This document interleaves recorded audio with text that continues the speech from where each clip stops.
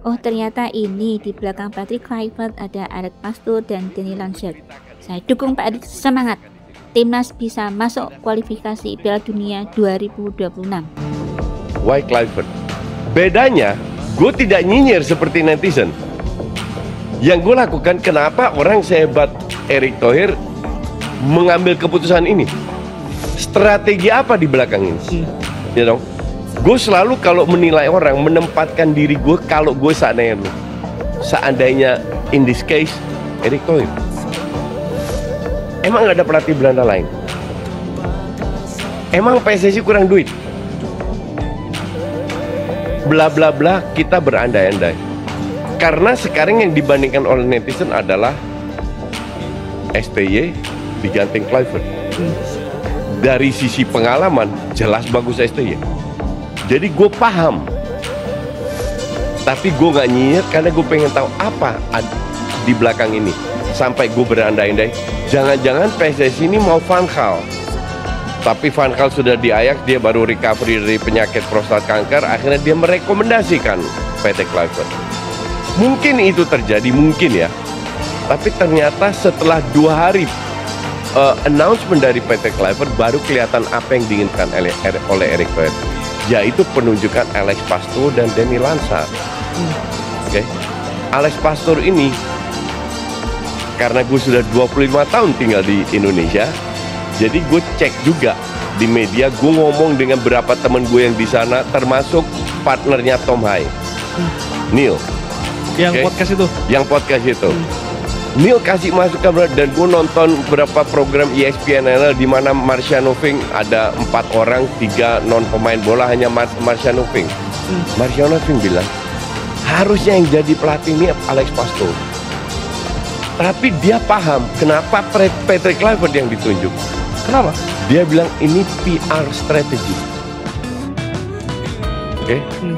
Jadi Indonesia ini bukan negara besar di dunia sepak bola. Kita itu rank 127. Kalau kita lihat progres di bawah STY luar biasa, menang 50 poin, itu harus di-appreciate, ya kan? Tapi still di dunia kita masih rank 127. Jadi gue paham kalau banyak pelatih yang nggak mau datang, nggak dapat kredit kan. Kluivert mau.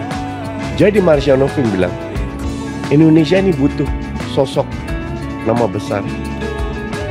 Disitulah baru gue, menurut gue ya, mohon maaf kalau saya salah Pak Erick, menurut gue ya, dia itu tidak menggantikan satu STY dengan satu Patrick Kluivert. Dia menggantikan satu pelatih dengan 3 pelatih yang jadi satu. Jadi jangan lihat Kluivert gantikan STY. Yang harus dilihat adalah STY digantikan oleh Kluivert, Pastoor, dan Lansat.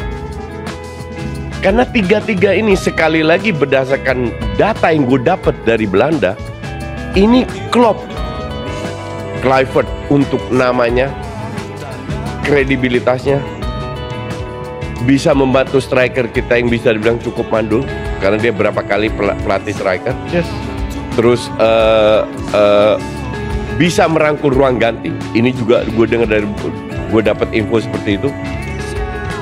Pastoor, tactical, very strong, analytic, very strong. Dan mereka satu lifting, satu generasi pada saat ambil lisensi. Jadi bukan mereka nggak kenal, mungkin bukan temenan ya, tapi mereka saling kenal, saling tahu. Dan Alex Pastoor ini dinobatkan sama netizen Belanda sebagai analis terbaik di Belanda. Masuk Danny Lansat. Danny Lansat bisa bahasa Indonesia, lebih paham budaya Indonesia, yang bisa mungkin menyatukan.